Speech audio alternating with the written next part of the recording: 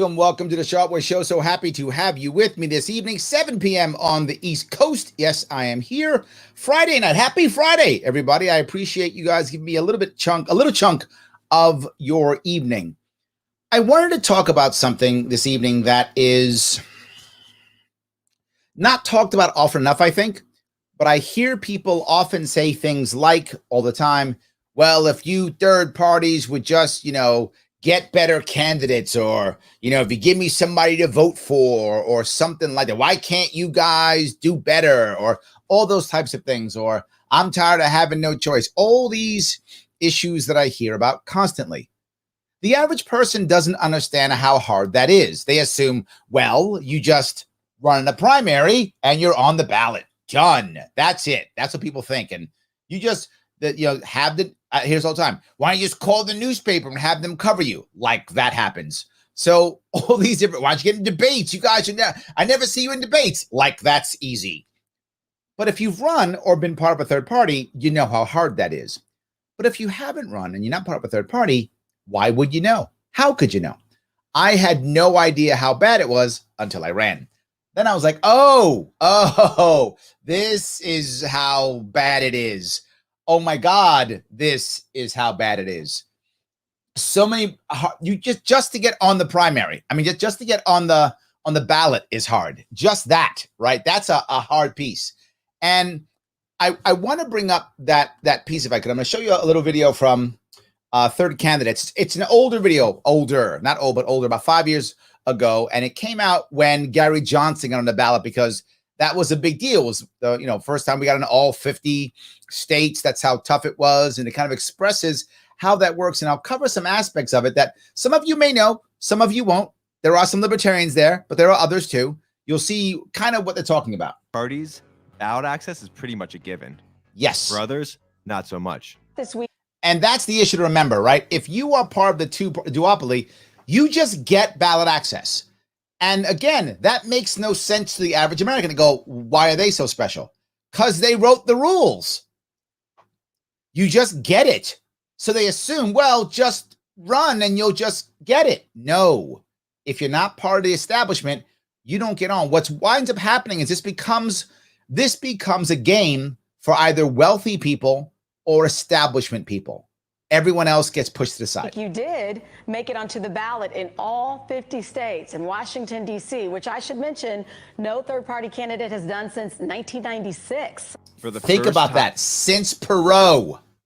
Since Perot. Is that crazy? I'm in 30 years, a third candidate has made all 51 ballots.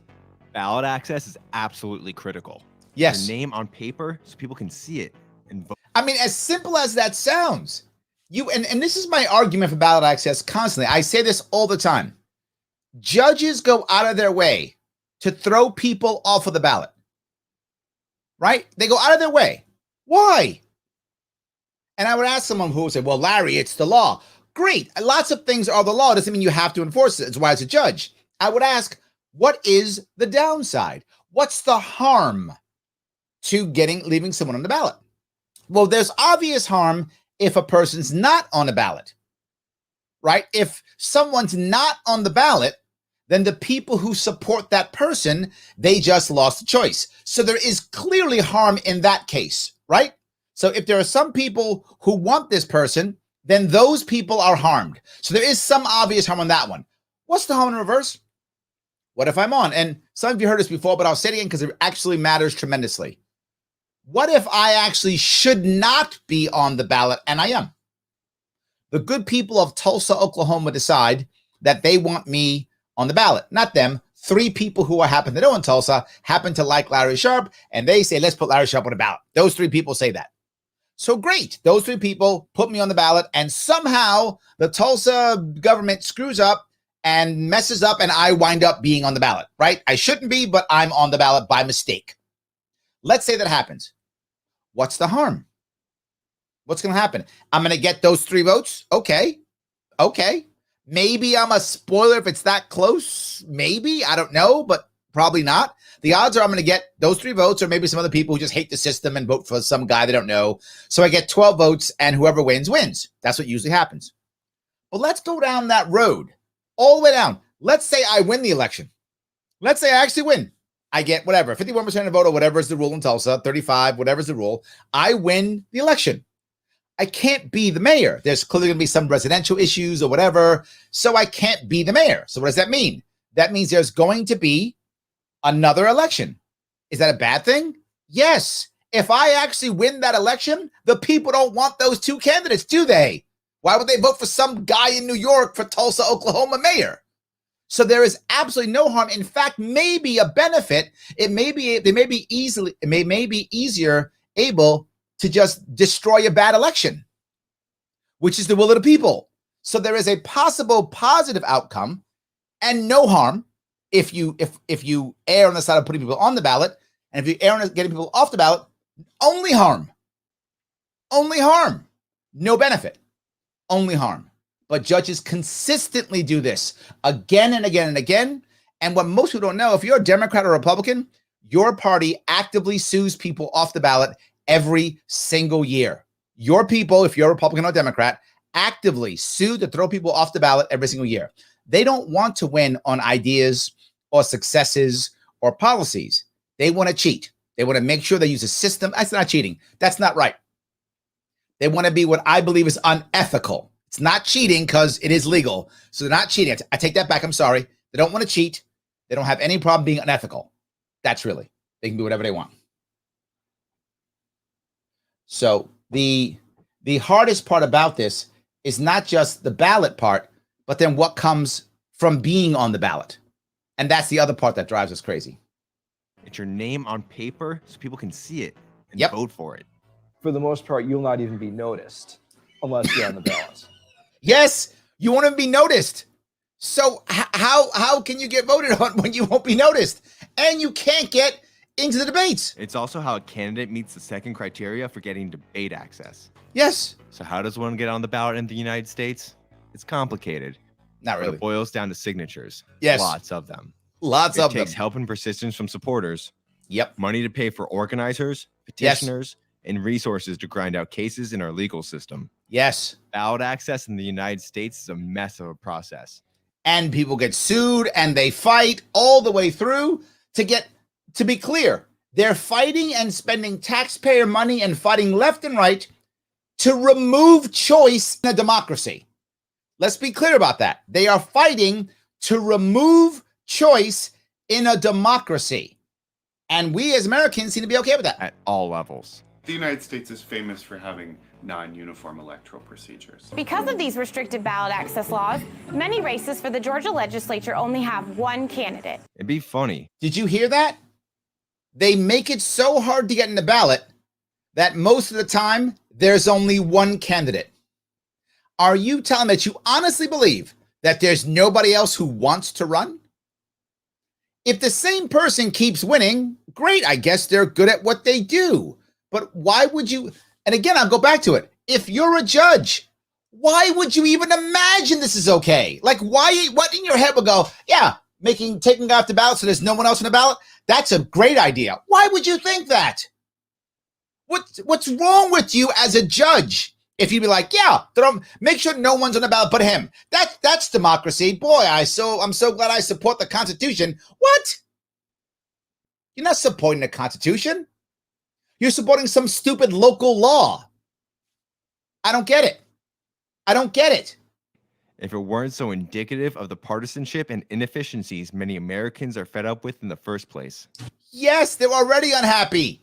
Yeah. I want to dissuade someone like myself from doing this. I am competing with Hillary Clinton to be the nominee of the Women's Equality Party of New York. Her name will be on twice on the ballot. Yes, she is allowed to be on twice. That's how New York works. See, in New York, how it works is you can get on multiple lines. So you have to now get under the party, right? Say you decide you want to start a party. Now, you would think starting a party should be relatively easy, one would assume, right? No, it is way hard. Again, establishment or cash. Hillary Clinton, both. Easy for her. This lovely doctor, no.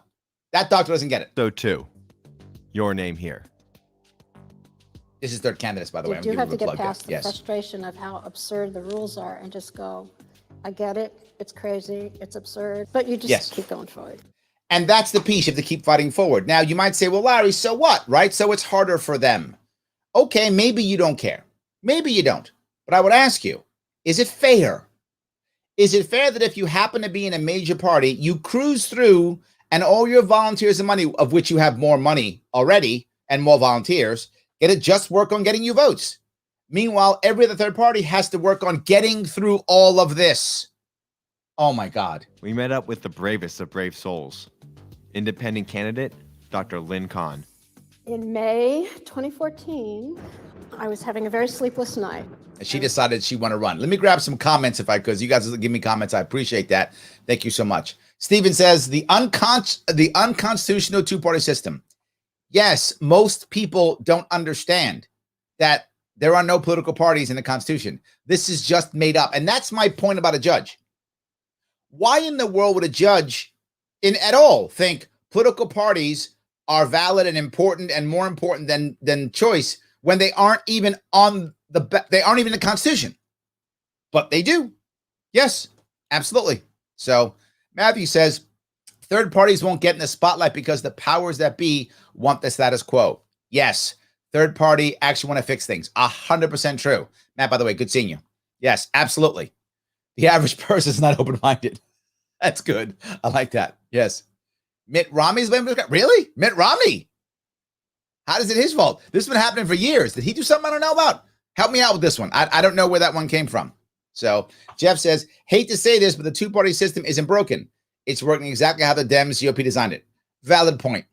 Yeah, it's broken for us. But yeah, you are correct. The way they want it, 100%. Yes.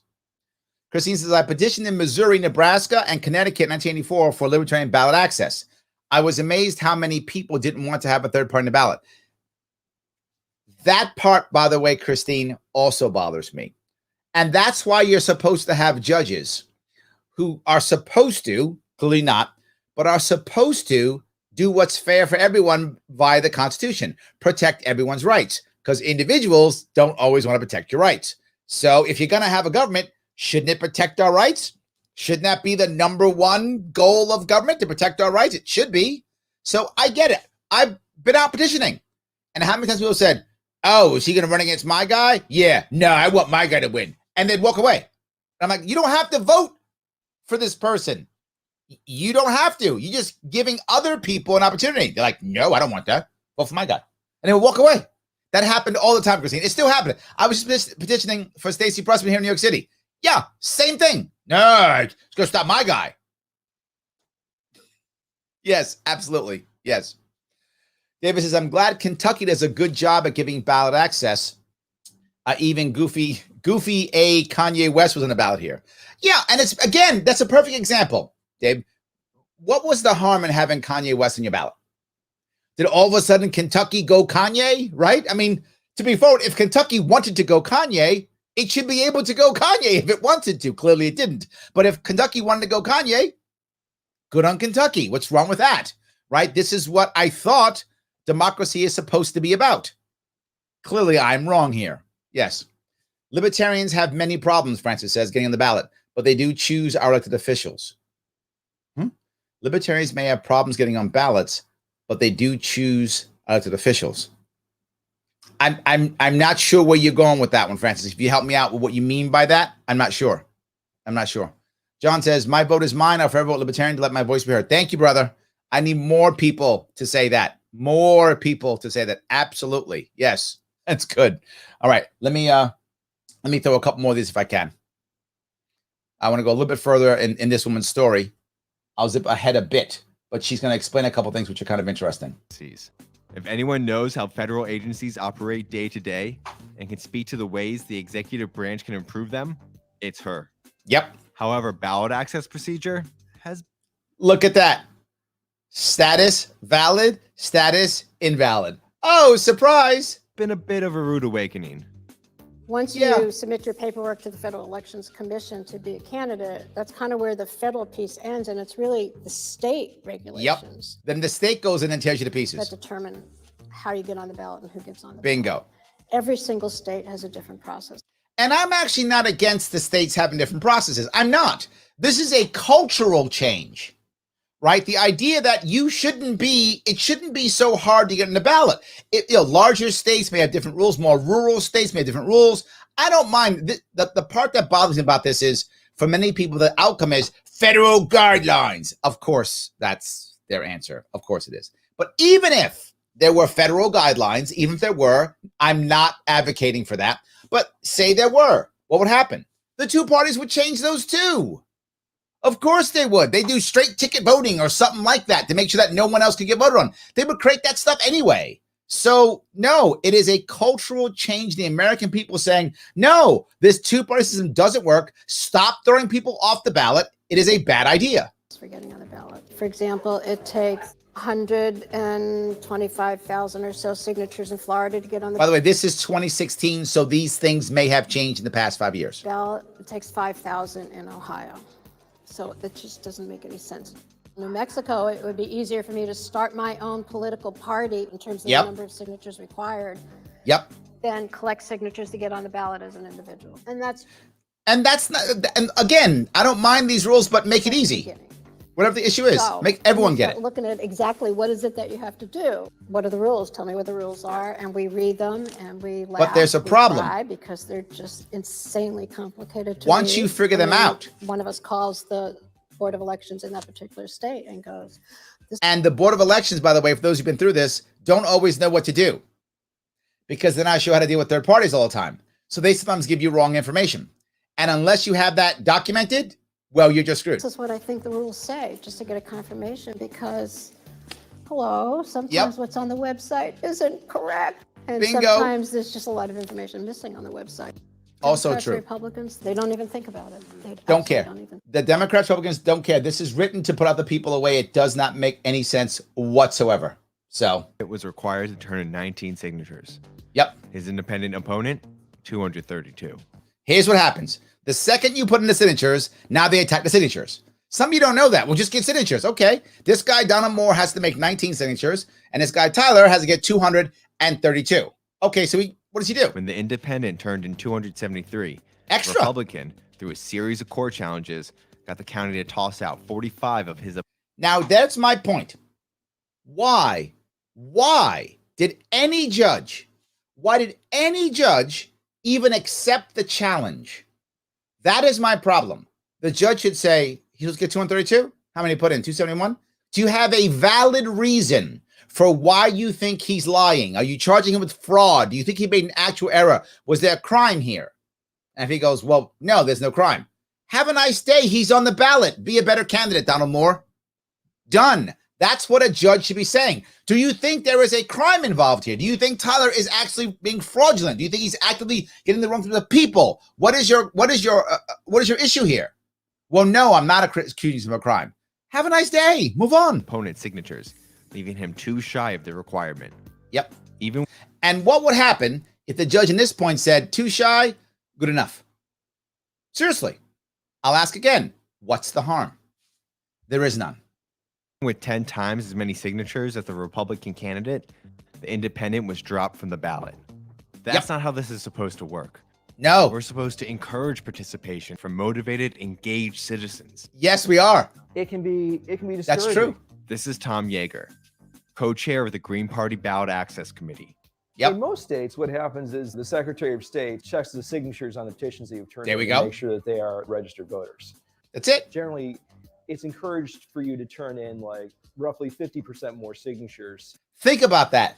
You have to turn in 50% more signatures of whatever they say.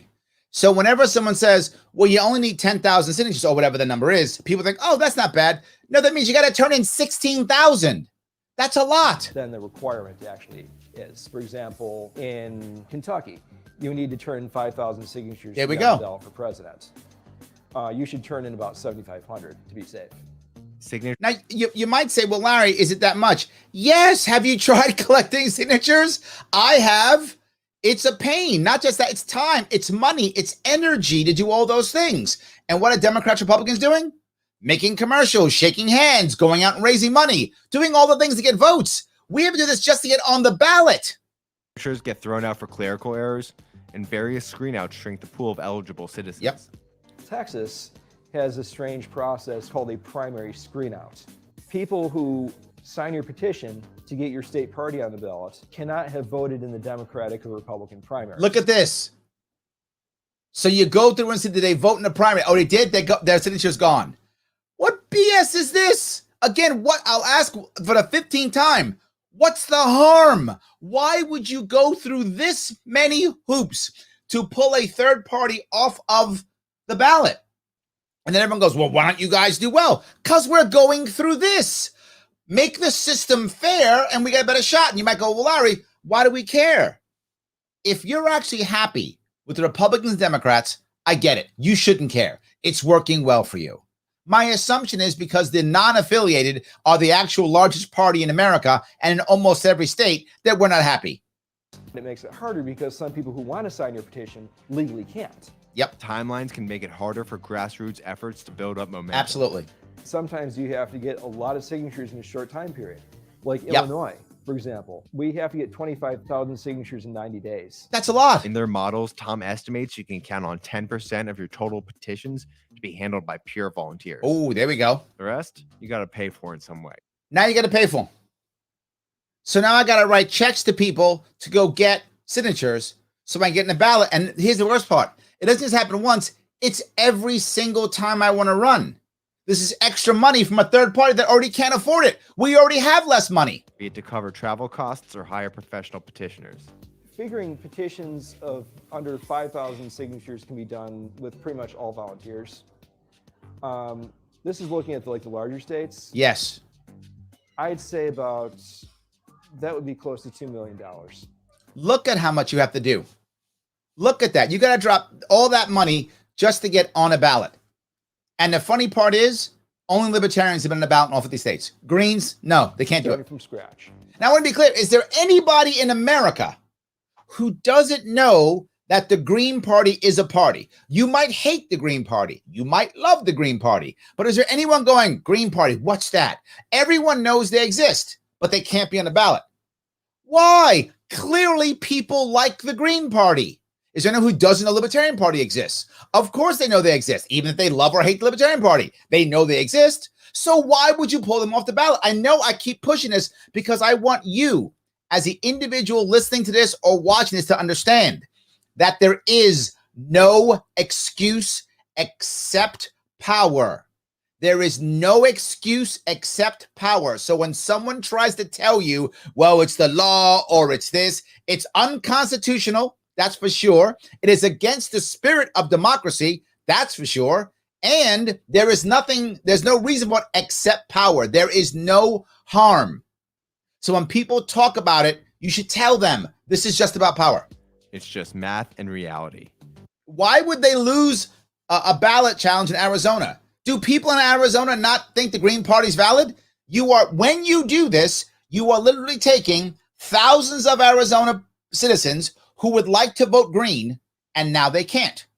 Because a judge said, yeah, that's a smart move. That's a good move. I would like to disenfranchise thousands of voters of my state because some rule that Democrats, Republicans put together to keep themselves in power.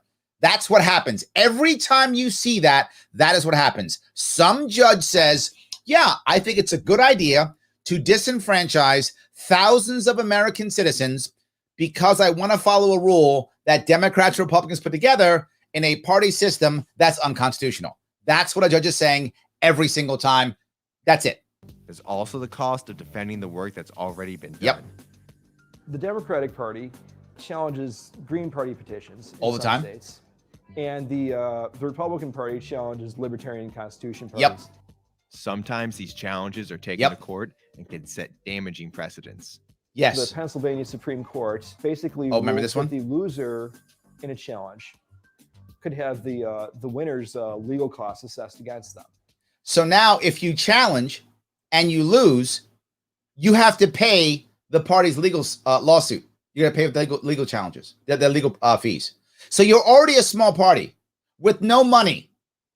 So now you're going to sue and they're going to make you pay the legal fees. The Democratic and Republican Party that has literally hundreds of millions of dollars for legal defense. And when I say hundreds of millions, there's no hyperbole in that.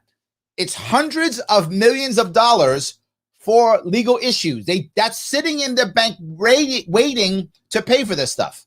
And you're a small party. You can't afford it. So I punch you in the face, disenfranchise you, then I kick you in the stomach when you're on the ground. That's our current system. They used that against Ralph Nader in 2004.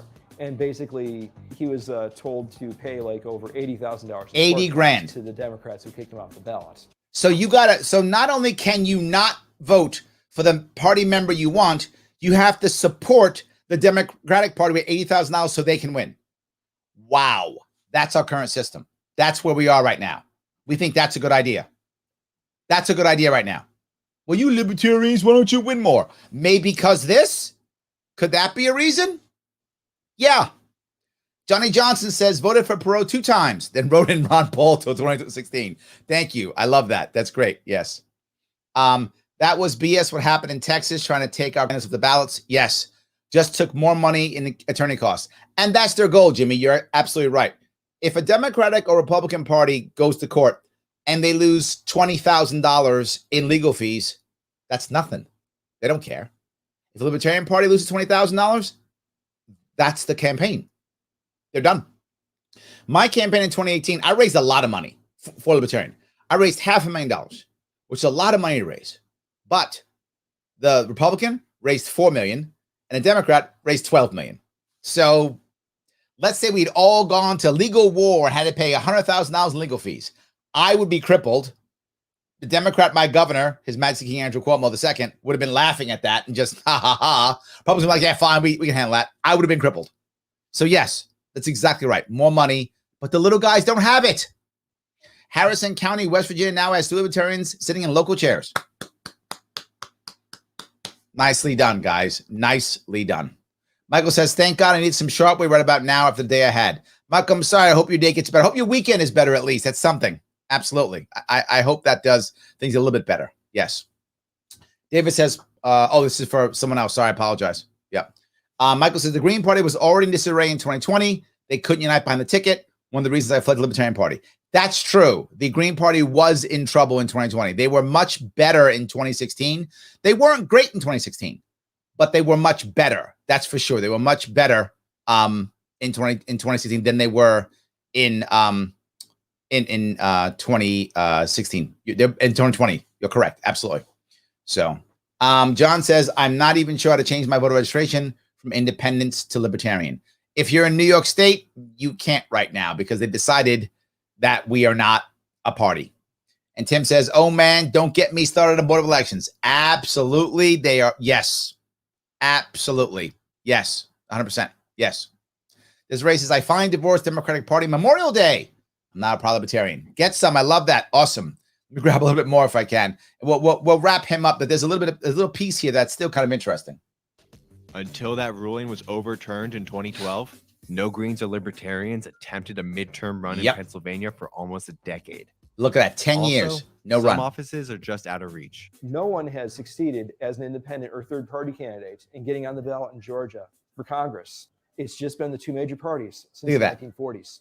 So when this was, I don't know if it's still true now, but in 2016, 75 years, no minor party candidate on the ballot in Georgia for Congress. 75 years. And judges go, yeah, that's fair. That's okay. Yeah, that's fine. Why can't you third party people win? Maybe because of that? All this still begs the question. If there's true support, why can't they rally the base? Yes. Even better established parties can struggle in certain states for various reasons. Yeah. How you doing, ma'am? Are you a New Hampshire voter by any chance? Sliding right by. Nice. Absolutely sliding right by. New Hampshire has a relatively low signature requirement. Yes. So the point I wanted to bring up here with ballot access was, so I grab the rest of this if I could. All right. The point I wanted to bring up ballot access, of course, is can you rally the base? You can. You can. But here's the problem. when you start to rally the base, as they say, do you want people to actually vote for you when they think you can't win? Wow, is that hard, right? How do you vote for somebody when you think they can't win? That becomes very challenging. And then you become the spoiler and all those things. Very difficult. This is why I want to bring up my next piece today, which if you change one, you must change the other. And let me give you the other part, which is ranked choice voting. This part, very, very important. If you're able to also include not just good ballot access, but also ranked choice voting, that's when you will find that we actually have something that resembles a real democracy with multiple with multiple parties and real concepts and ideas. Without that, I don't know how you do it. So right now, I'm able to, I don't know, grab a bunch of people and say, yes, we all want to vote green, or we all want to vote libertarian, or whatever the case may be. We all want to do that. That's amazing. That's awesome. Okay, sounds nice. I like it. But we start to do that. We get a good candidate. And when we get that candidate, now we get other people to vote for us. They go, wait a minute, if I vote libertarian, well, then the other guy that I don't like will win, right? The person, the Democrat, the Republican will win, or the whatever will win, right? The other guy that I don't want to win will win. Well, what if we had ranked choice voting? Then you could pick the person who you want to win, not vote for the person that you don't want to win, and things would change. This is what we have to begin to work on. Ranked choice voting is critical. Hold on here. What am I missing here?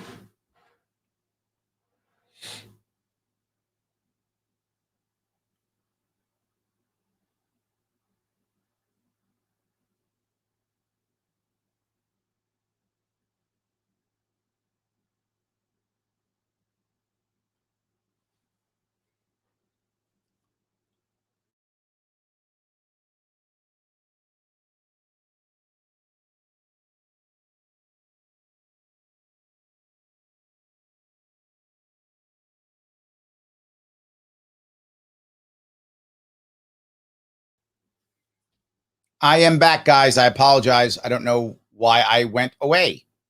I went away, but I'm back. I hope you guys haven't left me. For some reason, I just went away, but I am now back. See, I do love you. Thank you for staying.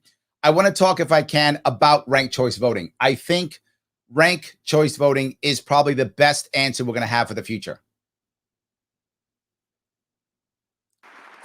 So what is ranked choice voting? In most parts of the United States, voters select a single candidate for each position on their ballot, and the candidate with the most votes wins. This is known as single-choice winner-take-all, which can sometimes result in the election of a candidate who earned only a small percentage of the vote, even when the majority of voters supported other candidates. This is how it usually works, right? But that would make sense if I have multiple parties. So I'm afraid, right? With multiple parties, I'm afraid here, right? I'm afraid that all of a sudden I can't vote for this person because the other person's going to win. Makes sense. So why would you want other people on the ballot? You wouldn't. But that's not the only way of electing our leaders. Ranked choice voting is another voting method which allows voters to rank their candidates in order of preference. In a ranked choice voting election, a candidate needs to earn more than half of the votes to win. Now, this is normal, right? Many people do have a 50% threshold. And if you don't have 50% threshold, they have a runoff. That's usually the answer, a runoff. All first choices are counted, and if a candidate has a majority, then they win, just Bingo. like any other election. Easy day. If not, the candidate with the fewest votes is eliminated, and voters who picked that candidate as number one will have their votes count for their next choice. And that's the point, right? So if I like, say, for example, I think that all I want is a third party. That's all I want. So I don't want any major parties at all. So I vote number one, Gary Johnson, and then number two, Jill Stein, and number three is, I don't know who else is running. Darrell Castle, right? Darrell Castle. I only want third parties. So that's what I run. That's my order that I want, right? In that case. Well, if I vote, if Gary Johnson doesn't get the most votes, whoever gets the lowest goes away and whoever voted for Darrell Castle, say he's the lowest at this point, whatever they voted for now comes up. All of a sudden now everyone's getting something, right? The odds of you getting something matters. And that's the issue versus elections have consequences. Do as I say. This process continues until a candidate earns a majority and is declared the winner. Absolutely. Let's look at an example. So Shane Hazel forced the runoff in Georgia. Yeah, that's right. And that's the current system. But imagine, well, not all states are that way. Some states, they're plurality states. New York is that way. New York is whoever has the most wins, regardless of whether it's past 50% or not. Just the most wins. That's it. So in New York, Shane Hazel would not have forced a runoff. Whoever had the most votes would have won. In the example we talked about, everyone who voted for Shane, whoever their second vote was for, that person would have gotten those votes. And that's how that would have been decided. So a little bit different in that regard. But let me walk down that road. Imagine someone like a Gary Johnson who was very popular and was able to get in certain areas 6, 8, 9%.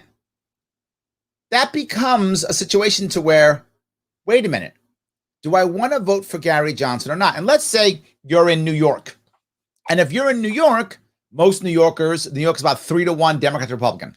So most New Yorkers want Democrats, right? Most do. But let's say a bunch of them said, you know what?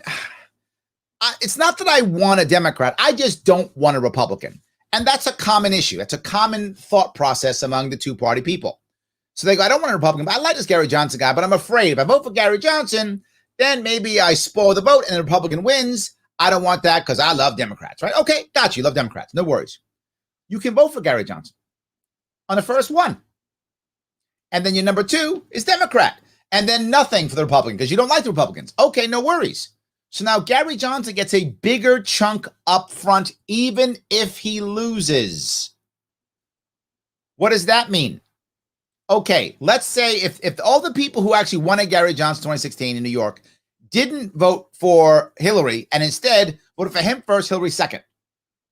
What if he would have gotten 20% of the vote, 25% of the vote, then lost, right? And then his votes got split up to the other two, and then Hillary Clinton wins New York anyway. She was going to win New York no matter what, right? Fine. But the fact that he would have gotten 20 or 25% before losing, what would that have told the entire country? Man, this is viable. We should raise money. We should care. Let's pay attention. The impact that we can have by having ranked choice voting, even if we lose, is far higher because the outcome would have been a whole lot more. Think about in my race in 2018, if we had ranked choice voting. How many people who hated Cuomo, who liked me, and was afraid of losing to Cuomo would have voted for me first and Republican second? Surely hundreds of thousands. Surely hundreds of thousands of people would have voted for me and then the Republican second because they don't want a Democrat to win.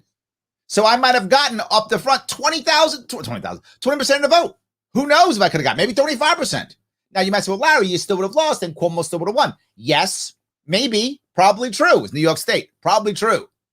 But wouldn't more people be taking me and our ideas more seriously if they thought there was actually 25% of that?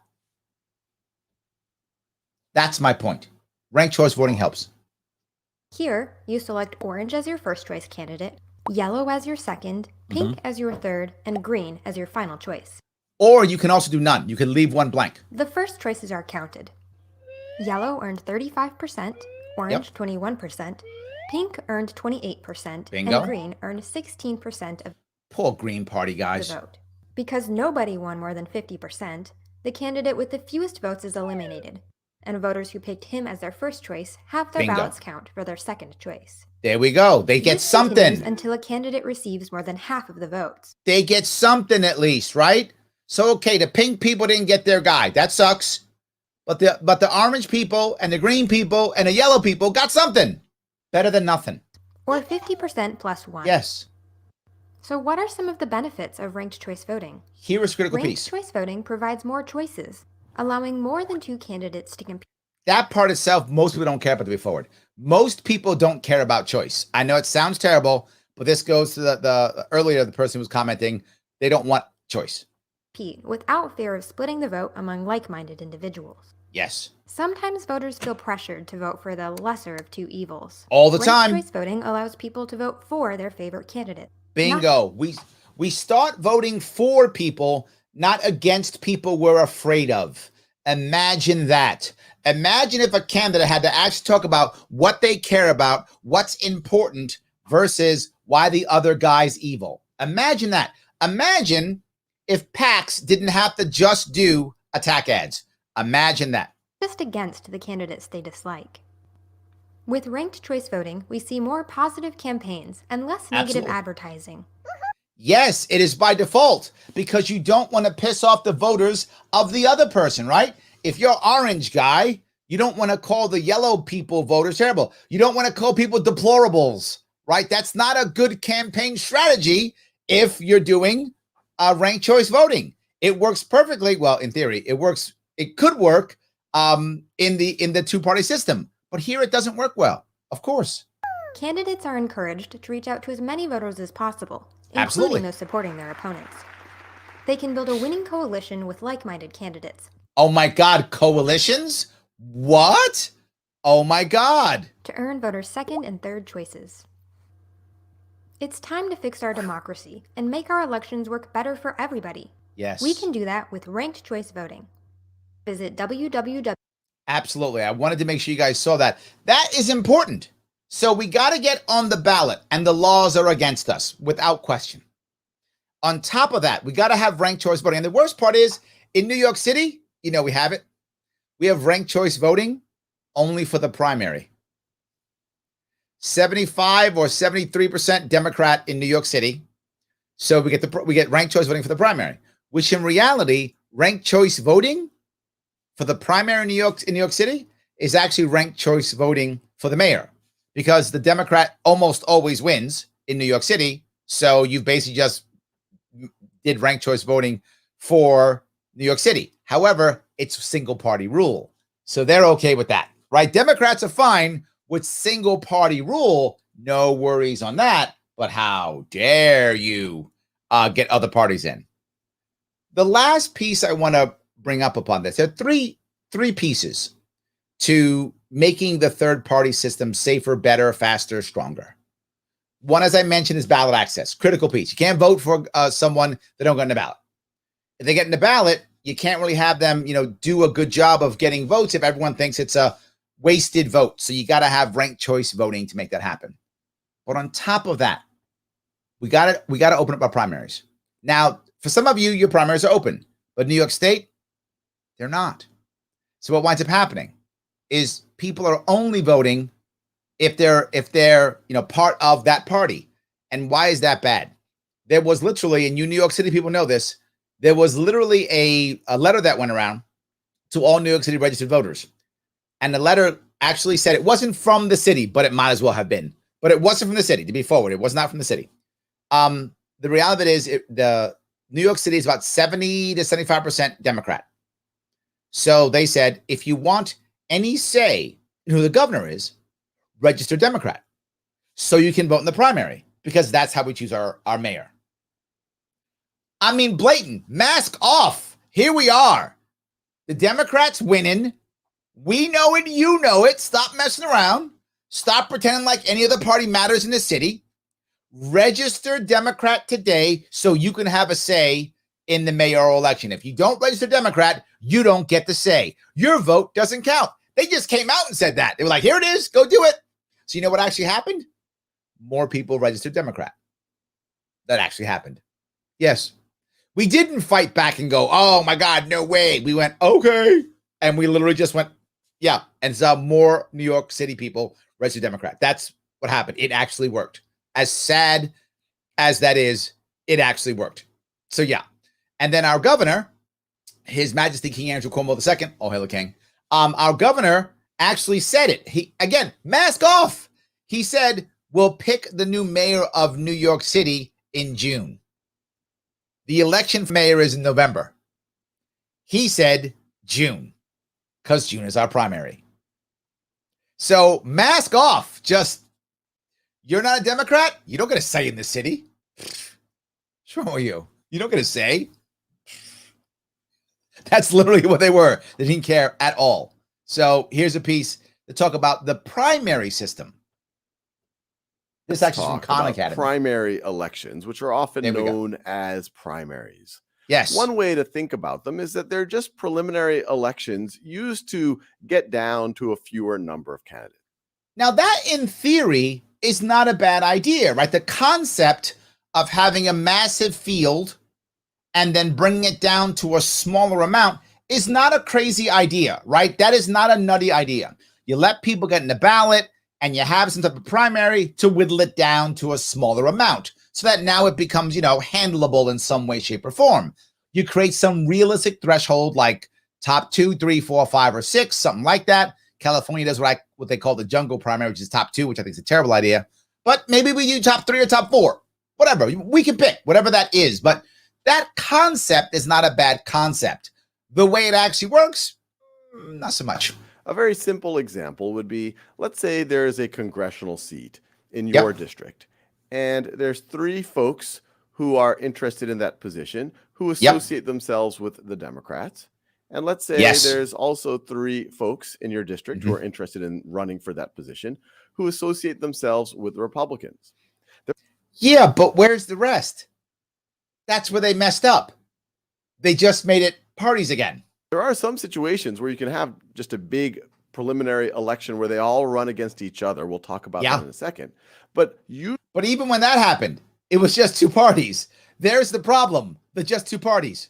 Usually you have a situation where they try to think about, well, let's just pick one to represent the Democrats and let's just pick one to represent the Republicans. And so that's where the primary election would happen. So you would have a Democratic primary where these folks would run against each other. Perfect. And whoever Makes gets sense. the most votes would then go on to represent the Democratic Party in that election. So Easy let's say day. that person wins, then they will go on Good for that into person. the general election. Love it. This is not crazy. The problem is, where's the other people? Likewise, these 3 folks would run against each other in the Republican primary. Love it so far. We are rocking and whoever rolling. Gets the most votes. Let's say it's that person right over there. They would go to the general election to go against likely the Democrat right over here. There we go. This is the person. Life is good. Who would go against the Democrat, and then they are Where's the going rest? to compete in the general election. But where's the against rest? Each other, head to head, and then whoever gets that would get the congressional seat.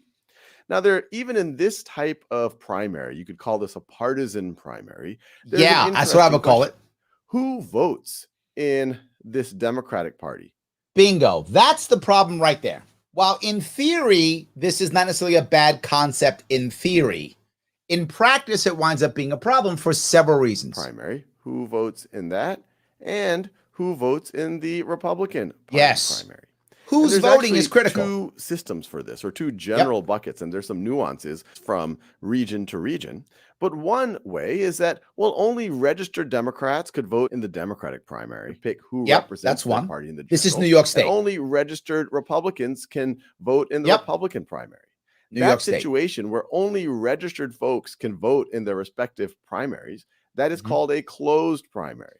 Boo. It's called closed because it's not open to just anyone who wants to vote in the primary.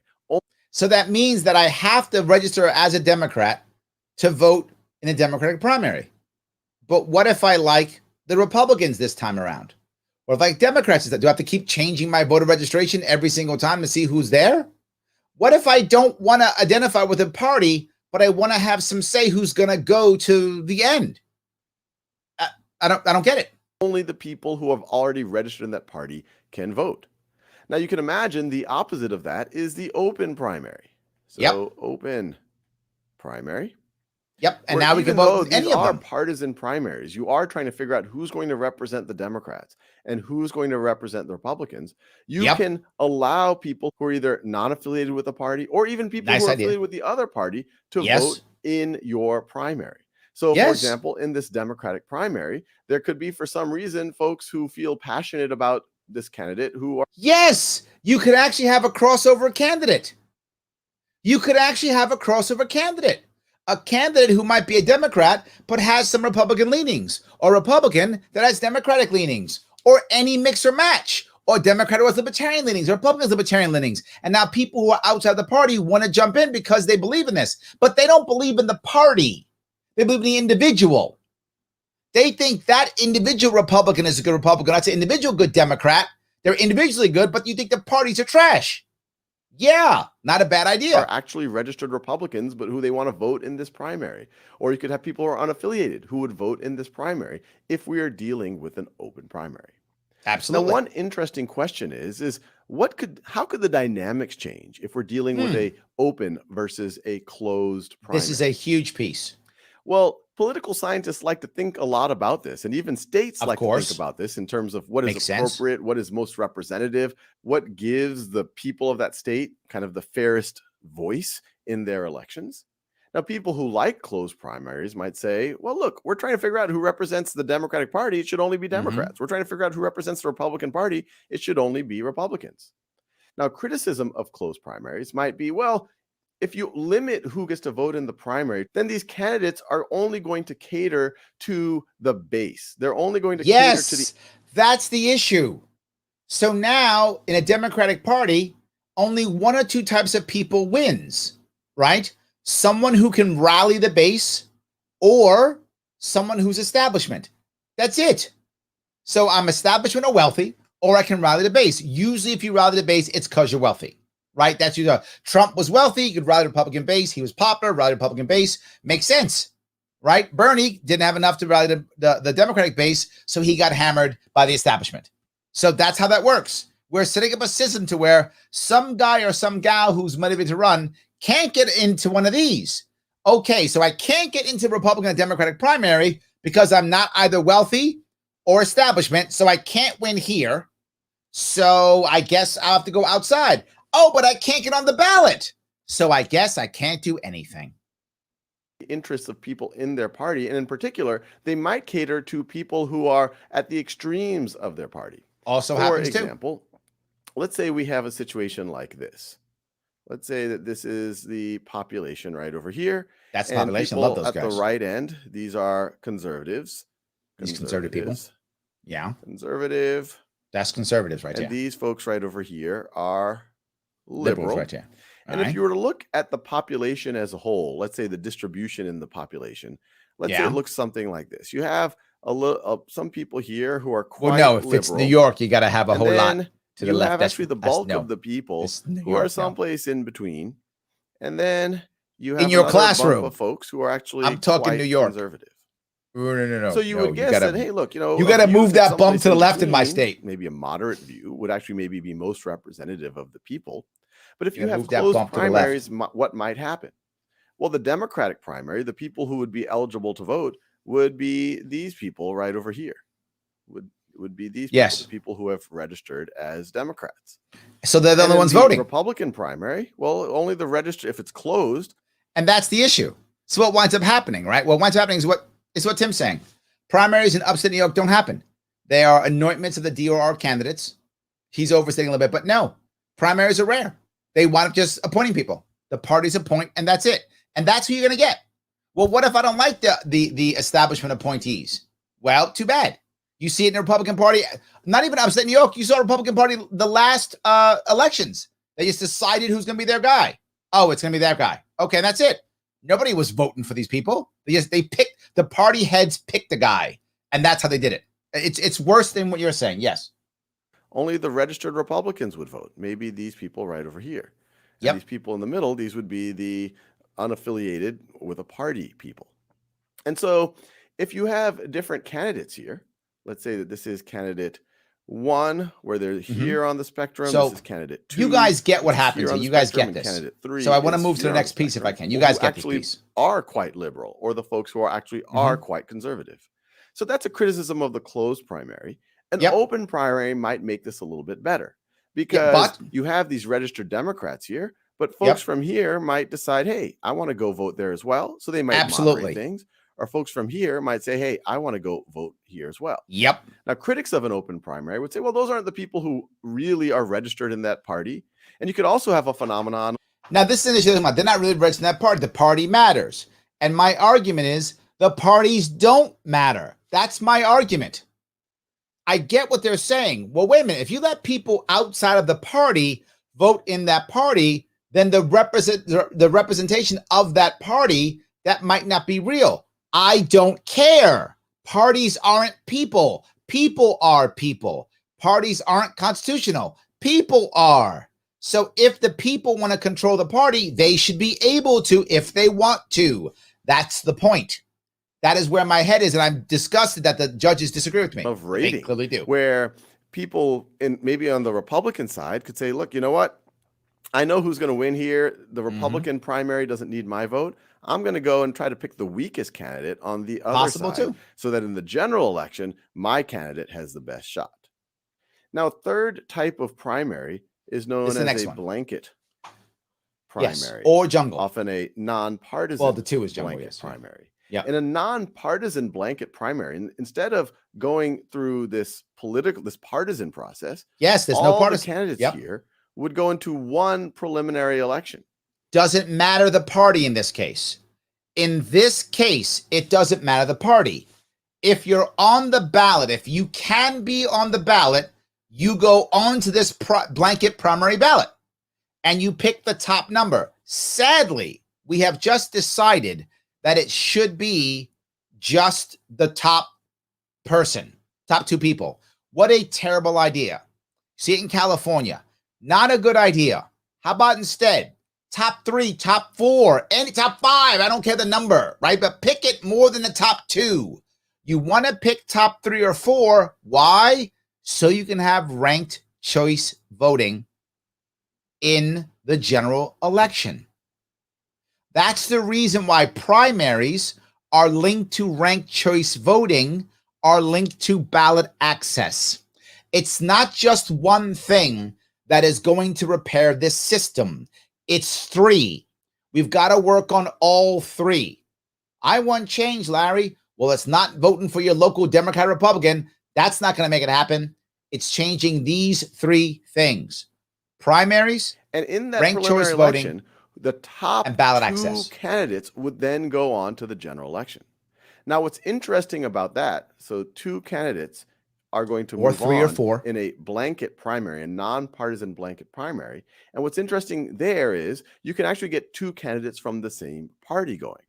Yes. Opponents of blanket primary say, hey, this is the fairest of it all. Instead of making things partisan, just let everyone run against almost the fairest of it all. Make it 3 or 4 people and do ranked choice voting. Yes, it is. Everyone else. And the top 2 will then get to the general election. Now, you'll see all 3 of these in the United States at congressional elections or even statewide elections. But if we're thinking about presidential elections, we're thinking mainly about these 2.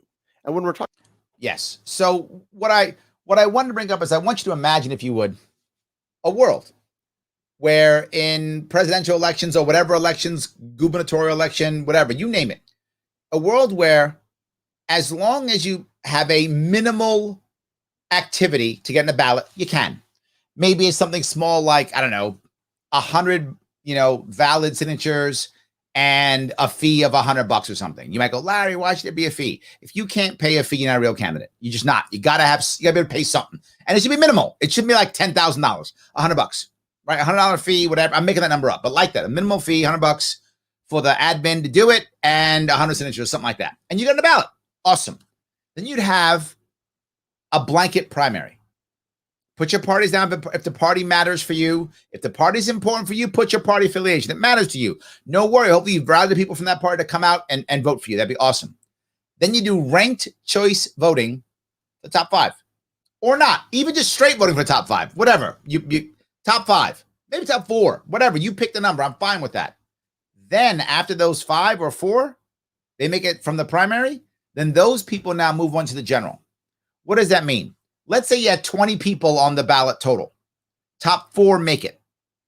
Those 16 now decide who they want to back, and they begin to back the others in a ranked choice voting system. Imagine how that happens. People could pick up ideas constantly with each other. Then it's ranked choice for the top 4, whatever that is. You rank those 4. Unless it is one person you can't stand, not that person. You don't vote for that person. You rank the top 3, you leave the last one blank. All of a sudden now you've got a system to where it makes sense to have multiple parties. You have a system to where things are better. And imagine if you went one step further. And this is a little bit different. Imagine if you went one step further. For all of your, say, let's say, city council seats, as an example, city council seats, or state legislature, insert thing, whatever, however you want to do it, right? That kind of thing. Where you have multiple candidates, right? Where you have multiple seats.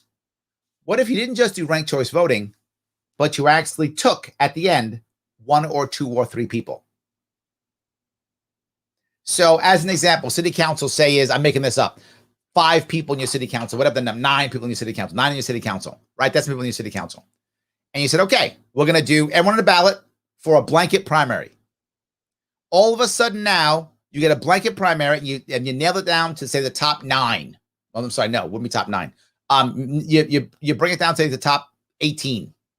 Out of that top 18, you then go, okay, we're doing ranked choice voting for the top 9. And the top 9 make it.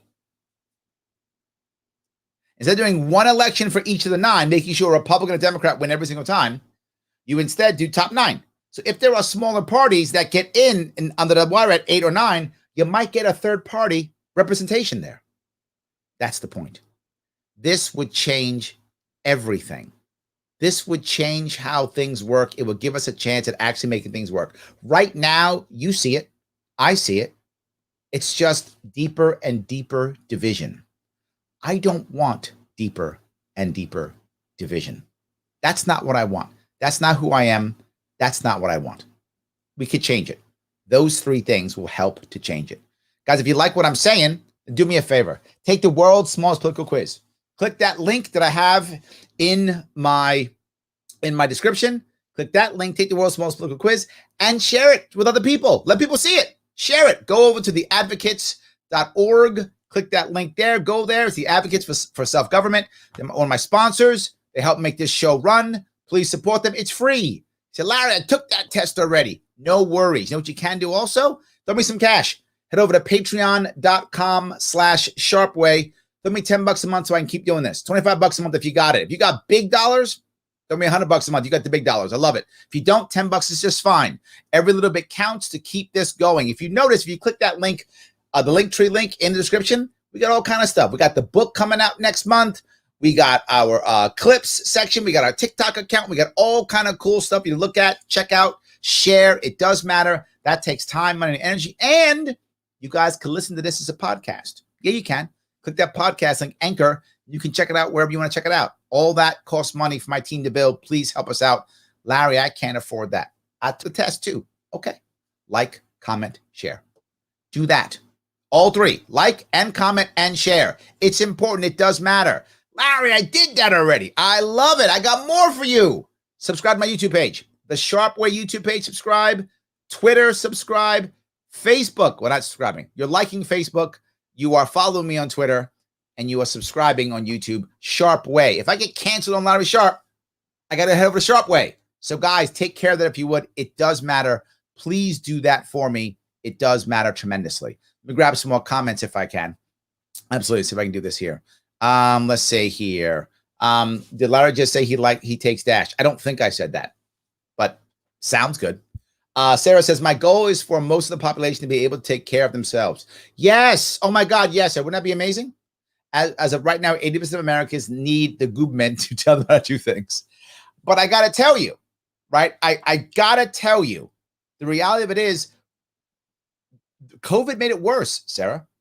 Think about this. But in my state, New York, and I'm sure across the country, but in my state, literally tens of millions of New Yorkers got up every morning and said, can I go to work today? I should ask my governor if I can go to work today. Yes, absolutely. So Sean says, keep up the good work, Larry. Change shall come from within the Democratic Party. Registered Democrat voted primaries. There we go. Sean's even saying it. That's exactly what's happening. He's right. That's what's happening. Sean is running, by the way. He was on this show 3 weeks ago. He's actually talking about that. Yes, absolutely. Tim says, primaries occasionally happen in lower levels of government where the candidates can easily chase their own signatures. That's true. Sometimes it'll happen lower. They will. Absolutely. Sometimes they will. Laura says, should elections for federal positions be uniform laws across all states, or should states' rights prevail? I actually don't care either way. I think local elections should be done locally. I think it's a cultural change, Lars. It's not a legal change. It needs to be a cultural change. Judges have to realize that, you know what? There's no harm. In fact, there's harm if I don't let people on the ballot. There's no harm if I do. That's a critical piece. There is harm if I don't give people real choice. There is no harm. I'm sorry. There's no harm if I don't. There's harm if I don't give up choice. There's no harm if I do. We begin to change that, you will see everything begin to change. The laws will change on their own. The rules will change on their own. It doesn't matter, right? It doesn't matter. Tom says, commenting from Twitter for Larry. More people should do that. Copy what Tom's doing. It's exactly right. Yes, absolutely. Sarah says, ballot access should be open to any serious applicants. I agree, and you should, and that's my point, right? I don't want, right, to, I don't want, to Lars's point, to make laws that every state has to follow. How in the world do I know what's right in Wyoming? I just don't, right? I don't know what makes sense in Wyoming. So why would I create a national law? But we all should be saying what is serious, and that bar should be low. And we should let the individual voters decide how serious they want the person to be, right? So a low bar for a broad primary, and then the people decide.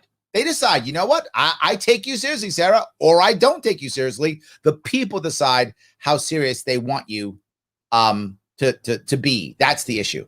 Yes. You're doing a book. I am. My book is a book on happiness, and it will be coming out next month.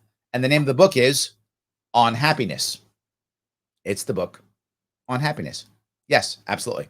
So Tom says, I liked listening to Sean on your show. Surprised. Yeah, see, Sean, you got some fans. People actually liked you. So that was good. You do have some fans here. Absolutely. I love that. It's great.